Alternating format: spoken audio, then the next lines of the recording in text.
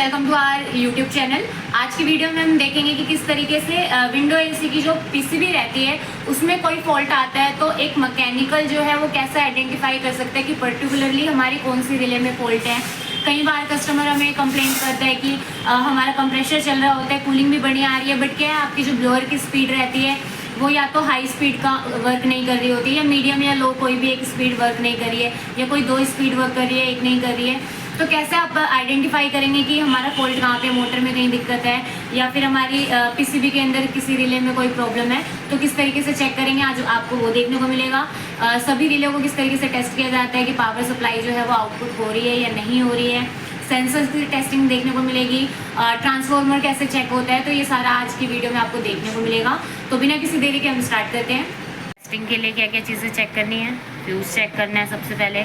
Clamp metre को continuity पे रख करके बीप साउंड आ रही है तो सही है, ठीक है। हाँ, और अगर फ्यूज़ ख़राब है तो आप क्या नया फ्यूज़ ला के लगा दीजिए, नहीं मिल रहा है तो जुगाड़ के लिए एक वायर लेकर के इधर से इधर कनेक्टिविटी बना सकते हैं, तो भी कोई दिक्कत नहीं है। सोल्डरिंग कर लीजिए उसको, कोई दिक्कत नहीं है। बैक साइड में कई बार लोग ये भी करते हैं। उसके बाद क्या है, आपकी ये जो मेन रिले है कई बार ये शॉर्ट हो जाती है, मतलब दोनों साइड पे सप्लाई आने लग जाती है। अगर वो ऐसे भी बीप साउंड कर रही है, दोनों सप्लाई जैसे इधर तो आ ही रही है, ये तो इनपुट वाला पॉइंट है, अगर इस साइड भी आ रही है ऑफ कंडीशन में तो भी शॉर्टिंग है, तो भी आपकी रिले क्या होगी, डायरेक्ट होगी, खराब हो गई है। यानी इंस्टेंटली वो क्या कर देगी, आपके कंप्रेसर को ऑन कर दे रही है, ठीक है। तो एक तो वो पता चल जाएगा। कई बार क्या होता है कि ये जैसे अभी नॉर्मल कंडीशन में दिखा रहा है कि इधर बीप आ रही है, इस साइड नहीं आ रही है, बट 3 मिनट बाद तो सप्लाई ये आउटपुट करनी चाहिए, वो भी नहीं करती है, कंप्रेसर ऑन ही नहीं होता है, तो फॉल्ट आपकी इस रिले का भी होता है। तो कैसे चेक करेंगे कि ये वाला पॉइंट जो है सप्लाई आउटपुट कर रहा है या नहीं कर रहा है, वो अभी सीखेंगे। तो सबसे पहले फ्यूज चेक किया, ऑफ कंडीशन वाली बात बता रही हूँ, अभी पीसीबी हमने ऑफ कर रखी है। क्लैम्प मीटर को लिया, क्लैम्प मीटर को रखा कंटिन्यूटी रेंज में, सबसे पहले फ्यूज चेक किया। फ्यूज चेक करने के बाद रिले के इनपुट पॉइंट को देख लिया। अब मेन लीड डाल करके हम क्या चेक करेंगे इसमें वोल्टेज क्यों, ठीक है, कि 1 बाय 1 करके देखेंगे कि हमारी जो सप्लाई है वो आउटपुट हो रही है या नहीं हो रही है, ठीक है। तो एक कोई सा भी न्यूट्रल पॉइंट पे और एक इधर आपकी जहाँ पे बीप साउंड आई थी उस साइड, ठीक है।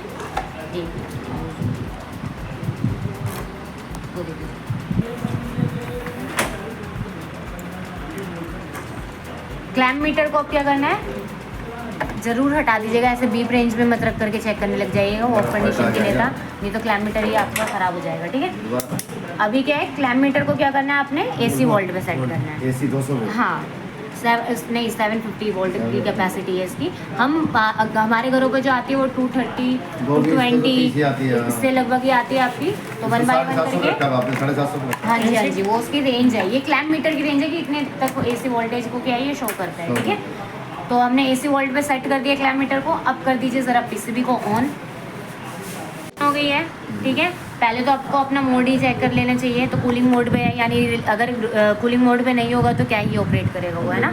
तो कूलिंग मोड पे कर रखा है ऑलरेडी।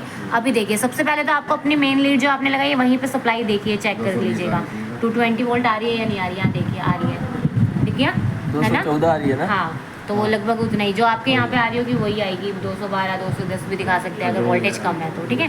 अभी यहाँ देखिए आउटपुट पे लगा रही हो तो कुछ भी नहीं दिखा रहा, 0 आ रहा है। हाँ, क्यों, क्योंकि यहाँ पे क्या है 3 मिनट बाद सप्लाई आएगी, तो यहाँ तो वेट करना पड़ेगा। बट जो आपकी ये हाई मीडियम लो की है, ये वाली क्या है आपकी इंस्टेंटली ही सप्लाई को क्या करती है, आउटपुट करती है। तो एक प्रोब्स क्या है आपने न्यूट्रल पे ही रखना है, ठीक है। तो एक प्रोब तो मैंने न्यूट्रल पे रख दी, किसी भी एक जंक्शन पॉइंट पे रखिए। और 1 बाय 1 करके क्या है मैं आपको अभी चेक कराऊंगी कि देखिए यहाँ पे हाई स्पीड पे सेट कर रखे हमने ना, तो ये देखिए हाई स्पीड पे आ रही होगी, दिखा रहा है ये 212, 14 वही आ रही है, 211, 12 वही लगभग आ रही है, ठीक है। अभी ज़रा इसको स्पीड को मीडियम कर दिया, देखिए तो ये चली गई, यहाँ से हट गई ना, और देखिए ये मीडियम पे आने लगेगा, ये देखिए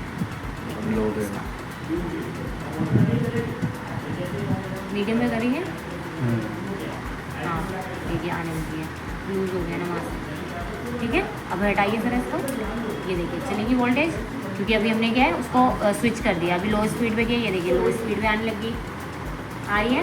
यानी आपकी ये हाई मीडियम लो तीनों रिले क्या है, सही है। 1 बाय 1 करके देख लिया कि हमने वो सप्लाई ऑफ कर रही है, ऑन कर रही है या नहीं कर रही है। अभी स्विंग मोटर क्या है, ऑफ है, स्विंग को ऑफ कर रखा है आपने, तो ये देखिए वोल्टेज नहीं दिखा रहा है। अभी स्विंग ऑन करिए, ये देखिए आने लगी, ठीक है।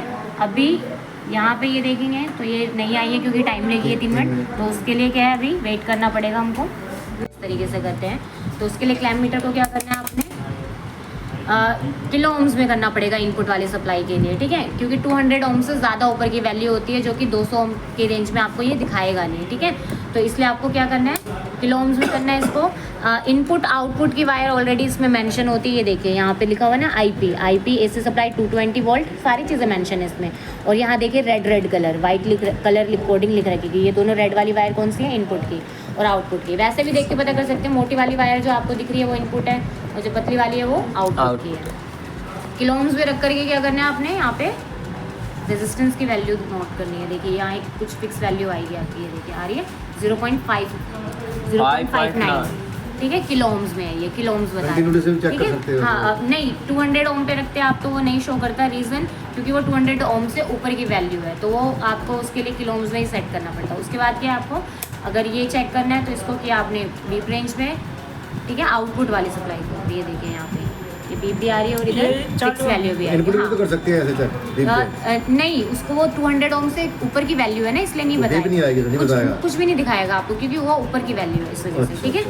तो ये यहाँ पे ठीक है, एक तो ये तरीका हो गया किलो ओम्स का, ठीक है, ओम पे नहीं दिखा रहा था, आप किलो ओम्स पे दिखाने लग गया, इस वजह से बेटा से बीप नहीं आएगी इस तरह ना, बीप सब चेक करना नहीं किसी भी डॉक्टर नहीं आती, नहीं मतलब सही है। इनपुट वाली भी सारी वैसे ही रहती है आपकी, इस वजह से अब ये आपकी आ रही है क्योंकि 50 ओम से नीचे की वैल्यू होती है तो बीप साउंड हो जाती है उस पर, ठीक है। तो ये आ रही है।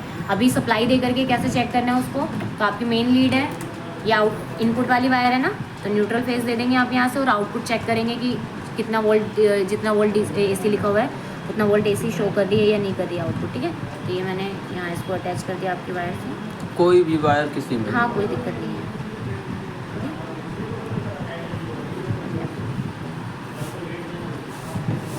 कोई ट्रांसफर आउटपुट क्या कर दूंगी अब मैं एसी वोल्ट पे, तो अभी यहाँ से देखेंगे आप, यहाँ से 220 वोल्ट दे रहे हैं और ये आउटपुट वाला पार्ट है ना, तो जितना 12 वोल्ट एसी लिखा हुआ है वो कर भी रहा है या नहीं कर रहा है, ज़रा अभी हम ऑन करके देख लेंगे, ठीक है।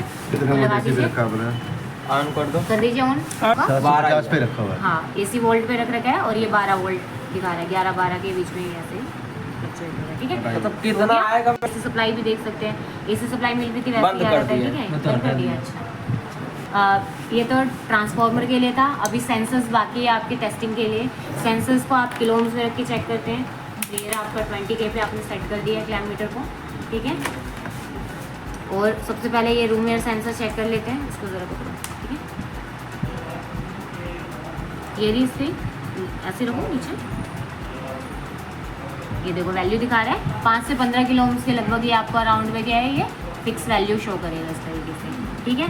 तो ये शो कर रहा है। इसी तरीके से कोई सेंसर का भी देखो, लगाओ ज़रा पलटो उसको, कमरे टिप नहीं मार रहा तो इसका फॉल्ट भी हो सकता है सेंसर का भी, हाँ वैसे टिप नहीं मार रहा है तो ये देखिए, ये लगभग, अब इसको मैं क्या करूँगी, हीट करूँगी, यहाँ से ज़रा इसको रब करिए, देखिए रेजिस्टेंस वैल्यू घटेगी, ज़रा इसको रब करिए, 1 मिनट,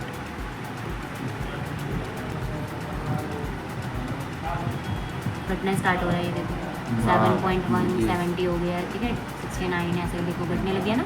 तो आप क्या है, ये आपके सारे एंटीसी सेंसर है ना नेगेटिव टेम्परेचर कोफिशिएंट वाले, यानी कि क्या है, जब आप क्या है टेम्परेचर बढ़ाते हैं, यानी यहाँ से आप इसको क्या कर रहे हैं, हीट कर रहे हैं, तो टेम्परेचर बढ़ा रहे हैं तो क्या है रेजिस्टेंस की वैल्यू घट रही है। तो इस तरीके से भी आप अपने सेंसर को टेस्ट कर सकते हैं किलो ओम्स में रखते, नहीं है कि कब साइकिल ऑपरेट होगी कब नहीं होगी, यही सेंस करके बतलाते हैं आपका, ठीक है। क्लियर है ये, ठीक है। तो इस तरीके से आप क्या है अभी अपने पीसीबी के अंदर जितने भी पार्ट है, ट्रांसफार्मर, सेंसर्स वगैरह, रिले वगैरह, वो इस तरीके से चेक कर सकते हैं। तो आपको क्या चेक करना है, अभी कैपेसिटर चेक करना है, तो उसके लिए पहले उसको सिलेक्ट करना होगा। तो यहाँ पे आपका सिलेक्ट कर लिया आपने कैपेसिटर वाली रेंज, ठीक है। और अभी क्या है, इसको आपके ये जो टर्मिनल है कैपेसिटर के, यहाँ देखेंगे,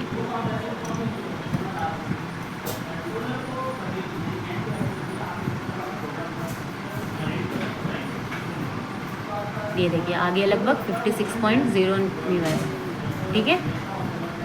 तो लगभग ये आपका क्या है, वही 55 वाली रेंज का ही है, ठीक है। अगर ये खराब ये हो देखिए तो 55 लिखा हुआ है ना, 55 MFD।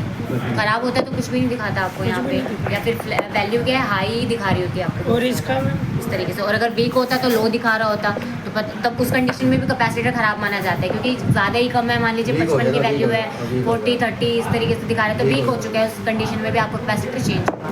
सेम आपका ये भी इसी तरीके से चेक ये कर 6 लें। बताएगा, 5-6 बताएगा। 5-6 के लगभग ही दिखाएगा ये आपको। वेट करिए, ये देखिए 5.6 यानी 6 में है। ठीक है, क्लियर है? तो इस तरीके से आप क्या चेक कर सकते हैं। Done, done. ठीक है।